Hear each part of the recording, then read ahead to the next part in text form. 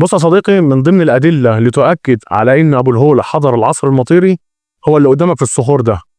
الأول بس إحنا قدام أبو الهول أهوت، تمام، وهنتكلم عن موضوع هل فعلا أبو الهول حضر العصر المطيري ولا ما حضرش العصر المطيري. اللي قدامك في الصخور ده يا صديقي هي نتيجة المياه إن أسقطت، وده طبعا مش نتيجة شهر أو أسبوع أو سنة أو الكلام ده، لا، لآلاف السنين نزلت المية. الصخور كلها هي قدامك، كل الصخور اللي قدام أبو الهول أهي من فوق لتحت. لو الموضوع ده كان سببه ان الامطار والكلام ده هي اللي اثرت عليها، ان الفيضانات هي اللي اثرت عليها، يستحيل ان الفيضان هو بيوصل للعمق ده.